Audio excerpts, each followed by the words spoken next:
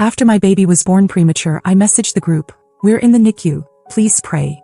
My aunt replied with vacation photos from Hawaii. Nobody visited. A month later, still in the hospital cafeteria, I opened my phone to 84 missed calls, and my brother's message, "Answer. This is bad." I did. And then, I remember the exact moment the NICU nurse told me I could touch my daughter for the first time. It had been 5 days since she was born. 5 days of alarms, tubes, and watching her tiny chest rise and fall behind a layer of glass. 2 pounds, 4 ounces. Skin so translucent I could see her veins. I wasn't prepared for that. No one ever is. You think you'll give birth and hold your baby right away, cry, take pictures, text the family. Instead, I sat in silence next to machines I didn't understand, trying to keep my breathing quiet so I wouldn't disturb anything. And I was alone. Not metaphorically. Physically alone. No one had shown up. Not a single person. It didn't hit me all at once. At first I thought they were just waiting for the right time. Maybe they were giving me space. Maybe they were on their way. But I had sent the message. I typed it clearly, "We're in the NICU. Please pray." Simple. Honest. Desperate in a quiet way. I stared at the screen after I hit send, expecting it to light up with love. One person replied. Aunt Brenda. 3 pictures from Hawaii. Her feet in the sand, a piña colada in her hand, and a shot of the sunset captioned "Best view ever." That was it. No words about the baby. No questions. No concern. Just vacation photos and hashtags. I didn't say anything. I wanted to scream. I wanted to throw the phone. But I couldn't. My daughter was fighting to breathe and I had to stay calm. I was her anchor. She didn't need a meltdown. She needed me steady. The worst part was knowing this wasn't just a one-time lapse. No one else in the family followed up. Not my brother, who I once drove 5 hours to bail out of a breakup and a lease. Not my cousin Liz, who cried on my couch for weeks when she lost her job and then let me pay her rent more than once. Not Brenda's daughter, who I literally hosted in my guest room for a semester while she found herself. Days passed.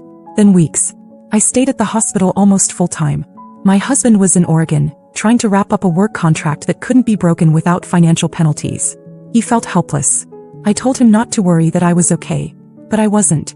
I was eating cafeteria food, showering in the hospital family center, changing clothes out of a duffel bag, watching my baby through glass. She had a name. Riley. Nobody even asked what we named her. On day 31, I was sitting in my usual corner of the cafeteria holding a cold cup of coffee, scrolling through pictures of Riley in my phone. The nurses had helped me take a few. She looked stronger. A little bigger. Still hooked up to wires, but I could see her spirit now. Something had shifted. There was hope. That's when I saw it. My phone lit up. 84 missed calls. I froze. I didn't even hear it vibrate before, didn't feel it ringing. Just a silent notification screen glowing up at me like it knew something I didn't. Most of the calls were from my brother. The last text from him said, "This is bad." And just like that, I knew something was coming. Something big. But for the first time in a long while, I didn't panic. I didn't cry. I just set the coffee down, took one deep breath and called him back. Because if it was finally time for a family emergency, they were about to find out what being alone really felt like. The phone barely rang before my brother picked up. His voice was loud, rushed, shaky, like he'd been running. I heard traffic, someone talking in the background, a car door slamming. He didn't ask how I was. He didn't ask about Riley. Just blurted it out. Dad collapsed. In the driveway. It happened an hour ago. No warning, just dropped while pulling the trash bins back after collection. The neighbor saw it, called 911, tried CPR. My brother got to the hospital just as they were wheeling Dad into emergency surgery. Brain bleed. They weren't sure if he was going to make it. I didn't say anything at first. I looked out the cafeteria window at the same sidewalk I watched every morning. I asked who was with him. He said Mom, Brenda, and a few cousins had rushed over. Even Liz was there. Right. Of course. Everyone could make it when he was in the hospital. Then he said the part one knew was coming. You need to come. Mom's falling apart. We need you. Not how's your daughter. Not are you okay? Just we need you.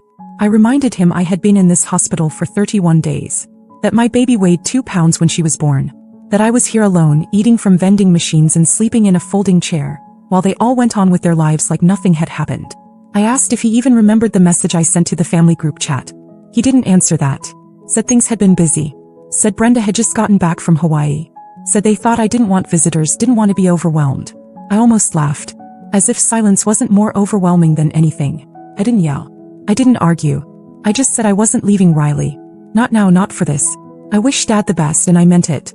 But they would have to figure this one out without me. Then I hung up. He called back within seconds. I let it go to voicemail. He texted next. A wall of messages. Some begging. Some guilt-tripping. Some just rambling. I sat there reading each one, then slowly started deleting them. One by one. It wasn't rage I felt. Not even betrayal anymore. Just a cold, sharp certainty. For years I had held this family up. I was the go-to fixer, the peacemaker, the one they leaned on when things went sideways. I paid for things without being asked. I remembered birthdays they forgot. I never once said no when someone needed help. But they left me alone when my daughter was on life support. They left me to sit beside an incubator day and night without asking how I was surviving it. So that was it. I turned off the ringer, slid my phone back into my pocket and walked upstairs. Riley was asleep, her arms slightly spread out like she was floating. Her heart rate was steady. She was breathing without the CPAP for the first time. The nurse told me we'd probably be trying bottle feeds soon. I stood there looking down at her and felt it settle inside me. I didn't owe anyone anything anymore. They could beg, call, cry. It wouldn't matter. Whatever storm was coming for them next, they'd have to face it without me. Because I wasn't their safety net anymore. I was my daughter's mother. And I was done saving people who wouldn't even show up when it mattered. The next 2 days felt like being underwater. Still muted, heavy. My phone didn't ring. No one texted. Not about Dad. Not about anything. After that flood of missed calls and messages, it was like someone flipped a switch and cut the wires. It was almost impressive how fast they could disappear again when they didn't get what they wanted. I didn't reach out either. Not to ask if Dad made it through surgery. Not to check if Mom was okay. I sat in the NICU just like I had for a month, watching Riley sleep in her little nest of blankets and wires, watching monitors blink and hum. And I waited. I gave them a chance to show me they meant it. To ask about her. About me. Nobody did. Instead, Riley gained 4 ounces. That's what mattered. We were finally weaning her off the oxygen. She opened her eyes longer. Wrapped her whole hand around my pinky. Every time I saw her fight, I felt stronger. Calmer. Sharper. Then 2.5 days later, Brenda showed up. I heard about it from one of the nurses. She didn't call ahead, didn't text. Just walked in with sunglasses still on, holding a small shopping bag like she was dropping off a housewarming gift. She didn't ask to see Riley. She didn't ask where I was. Just left some overpriced cookies with the nurse, smiled and left. That was her big gesture. Later that day, my brother texted again. So you're just cutting everyone off now? After everything we've done for you? I stared at the message for a long time. I thought about the hours I spent helping him rewrite his resume when he lost his job. The loan I gave him when his car broke down. The tuition payments. The grocery deliveries when his wife was sick. And never once did I throw it back at him. Never made him feel small for needing help. I texted back. You left me alone when my daughter was fighting to live. I'm just doing what you taught me. Then I blocked him. And something inside me clicked into place. That night, after Riley fell asleep, I logged into the tuition account I had set up for my nephew. Canceled the automatic payments. Cleared the linked card. I didn't warn anyone. I didn't leave a note. Let the invoices roll in. Let the school call him. I opened another app and stopped the monthly rent assistance I had been sending Liz since March. She never asked me directly, just hinted about her struggles and I stepped in. Not anymore. The next morning Liz messaged me. Hey, did the payment not go through? Just checking, rent's due soon. I didn't answer. 2 hours later, Brenda sent me a photo of some flowers in a vase with a caption thinking of you and the baby. Followed by a heart and a sun emoji. I deleted it without reading the rest. By the end of the day, 3 unknown numbers had called me. Likely cousins I hadn't heard from in months, suddenly remembering I existed. I didn't pick up. I already knew what they wanted. When people realize the person they leaned on has stepped away, they don't reflect. They scramble. They talk. They twist the story. They try to fix it not because they care but because the support they thought was endless is suddenly gone. It makes them panic. Not because they miss you, but because they miss the version of you who always said yes. But that version of me disappeared the day I sat alone in that NICU with Riley and read my aunt's vacation caption instead of a message saying we're here. We love you. We've got you. They made a decision that day. I just followed their lead. And now, as they scrambled, I focused on what actually mattered. Riley's breathing on her own. She gained another 2 ounces. The nurse let me hold her for a full hour. And for the first time in a long time, the weight I'd been carrying, their weight, started to fall off my shoulders. Piece by piece. The hospital was starting to feel like a second home. I knew which vending machines always got stuck, which nurses liked jazz, and which ones gave the best updates without sugarcoating anything. Riley was gaining weight fast. Her tiny fingers gripped mine longer each day, and the doctors had started talking about her release in a few weeks. There were still plenty of hurdles ahead, but we were finally in a rhythm. One that didn't include my family. Then out of nowhere, my phone buzzed with a message that made me pause. It was from my grandfather. Not a heart emoji. Not a forwarded prayer chain. Just, call me tonight. Alone. I hadn't spoken to him in months. He was never the type to get involved in petty arguments or family drama. He was quiet, old school, but everyone respected him. When he did speak, people listened. Always had. I called him that night after Riley fell asleep and stepped outside to a bench near the ER entrance. He answered immediately. No small talk. He said he knew about everything. He knew no one had visited, that Brenda went on vacation, that my brother was now calling everyone in the family complaining I had turned cold. He said he'd seen the group chat messages. I didn't ask how. I didn't care. Then he said something I didn't expect. He was rewriting his will. He didn't even try to soften it. Just told me plainly that he was sick of the way everyone had been behaving, circling around him pretending to care, angling for inheritance, giving nothing back. He said he'd been watching it for years, but this, what they did to me and Riley, this was the line. He told me he'd already met with his attorney. He was leaving the house, the Vermont property, the investments, everything, to Riley. Not to me, to her. Because she, he said, was the only innocent one left in the family. The only one who deserved a clean start. I sat there silent, blinking at the streetlight above the bench. I told him I didn't expect anything. I wasn't doing any of this for money. He said he knew that. That's why it was going to her. And then, like he was reading my thoughts, he said, they think you need them. But you were the only one keeping this family together. The moment you stopped carrying them, everything started to collapse. We didn't say much after that. Just a quiet goodbye. The next morning, I woke up to chaos in the group chat. Screenshots. A blurry photo of a typed legal document. Liz asking if it was a joke. Brenda freaking out in all caps. My brother sending question marks. No one mentioned Riley. No one asked how we were. It was all about money, property, what's fair, and what did she say to him. Apparently, my grandfather had called a family meeting at his house without saying why. Everyone showed up, probably thinking he was going to announce something about downsizing or giving out early gifts. Instead, he handed out folders with the new will inside, then got up and left the room. He didn't explain it.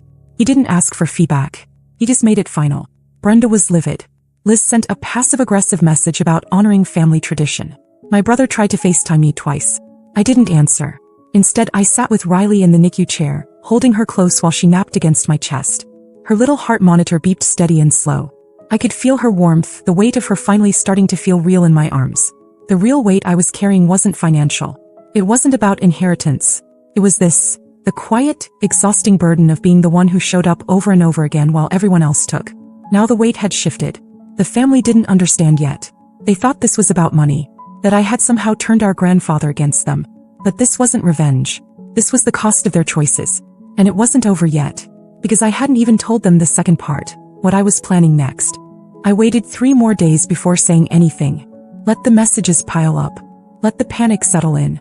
My brother sent another dozen texts. Some angry, some pretending to be calm like he was trying to reason with me. Brenda switched tactics and sent me a voice memo about how family needs to stick together, especially for Riley's sake. Liz asked if we could talk, just us girls, which was laughable considering she hadn't said a word when I was alone in the NICU with a premature baby fighting to breathe. What none of them realized was that while they were arguing over a will, I was busy planning something else entirely. Riley was doing better, stronger every day, and I had been talking to the hospital's social worker, quietly gathering the paperwork for something they never thought I'd actually do. I was moving. Not across town. Across the country. A job had opened up at the Children's Hospital in Colorado where my husband had just been offered a permanent role. The position was part-time, flexible, and came with a relocation package. And best of all, a spot in their NICU follow-up program for Riley, which meant we'd get ongoing care from specialists who already knew how to handle babies like her. I didn't tell anyone except my husband and the nurse who had been with me since day one. I didn't owe anyone else that information. 2 days before our flight, I finally responded to the group chat. Not with words. Just a photo. Riley in a new onesie, asleep in her car seat. And behind her 2 suitcases packed and zipped. Brenda responded first. Where are you going? Liz followed. Wait, what is this? Are you moving? My brother's message came in last. You're seriously doing this? After everything? After everything. As if I was the one who disappeared. As if I was the one who had left someone else behind in a hospital bed. I didn't respond. The next day, the hospital room was cleared. Riley was discharged and we were on a plane. Just me, my husband, and our daughter. I held her the entire flight. I didn't cry. I didn't look back. That night, in the hotel near our new apartment, my husband opened his phone, scrolled through the messages from my family and asked if I wanted to block them. I said not yet, because I wanted them to see what life looked like without me. And they did. Over the next few weeks, I started posting just a few quiet pictures on social media. Riley's first nap in her new crib. Her checkup at the new hospital. A video of her smiling at the ceiling fan like it was the most beautiful thing she'd ever seen. The comments started pouring in. Not from them, they stayed silent watching. But I could see it. The views. The profile visits. The quiet surveillance of people who were slowly realizing they weren't part of the story anymore. And then it happened. A letter arrived. Handwritten. From my grandfather. He said he was proud of me. Said he hadn't told the others yet, but he'd made another change. The trust was being divided early, not just in the will. Riley's portion would be transferred into an education fund, available only to her. No co-signers. No family members could touch it. He wrote, "They took your kindness for granted. Now they'll see what happens when that kindness goes somewhere else." I read it twice, then folded it and slipped it into Riley's baby box, right next to the photo of her in that NICU incubator. The family didn't fall apart immediately, but piece by piece things started slipping. Liz posted about needing help with rent. Brenda hinted at selling her condo. My brother's kid was pulled out of school mid-semester. I didn't celebrate any of it. I didn't even respond. Because the truth was I wasn't angry anymore. I was free. It started slow. A few likes on old Instagram photos. Some vague comments on Riley's updates. Nothing direct, just enough to test the waters. I didn't reply. I let the silence speak. But then about 6 weeks after we moved, Liz cracked first. She emailed me. A full 5 paragraphs, most of which danced around the word sorry, like it was a minefield. She wrote about how hard things have been, and how nobody really knew how serious it all was. She said she'd been thinking about Riley and hoped one day they could reconnect as a family. At the end she added, "I'd love to get to know her. I think she deserves to know her roots." Roots. She didn't mean history. She meant access. She meant proximity. To Riley. To the money. To the life she could see from the outside looking in. I didn't answer. A week later a box arrived at my door. No return label. But I recognized the handwriting on the card before I even opened it. Brenda. Inside were baby clothes, all too big, and a teddy bear with a gold ribbon that still smelled faintly of perfume. The card read, "For my little princess, with love from your great aunt Brenda. Let's let the past go." I put the bear back in the box, resealed it, and set it in the hallway closet. Then my brother. He didn't send a message. He didn't write. He showed up. I got the notification from my doorbell camera while I was cleaning bottles. He was just standing there, hands in his jacket pockets, staring up at the door like he couldn't believe it was real. I hesitated. I thought about ignoring it. But something in me wanted to see what he'd say, face to face. I opened the door. He looked rough. Not unhealthy, just worn down. Like someone who had run out of excuses. He said, "I was passing through," even though we both knew he wasn't. I didn't say anything. Then came, "I just wanted to see you." So I waited. He finally said what he came to say, "We miss you." I let that sit in the air between us for a long second. Then I told him, "You don't miss me. You miss the version of me that paid your bills, picked up the pieces, and kept everything from falling apart." He didn't deny it. Just looked down. Then he said, "Mom's been asking about you." He's confused. She thinks this is all a misunderstanding. I asked if she was confused when Riley was in the NICU and nobody showed up. He didn't answer that either. He looked at me like he wanted to say something else. Maybe beg. Maybe lash out. But he didn't. He nodded once and turned around. I closed the door and locked it behind him. That night, I sat in the nursery while Riley slept on my chest, feeling the soft rhythm of her breath. The glow of her nightlight filled the room, and I felt something I hadn't in months. Peace. They could try every angle, guilt, nostalgia, fake warmth. It didn't matter. Because I'd finally figured it out. Love isn't proven in emergencies. It's proven in the quiet days after, when there's no drama left to solve and no audience to impress. It's in who shows up. And who disappears. My family showed me who they were when they didn't show up at all. So I stopped waiting. I started building a new circle. Quiet friends who brought soup without asking. A neighbor who helped carry groceries up the stairs.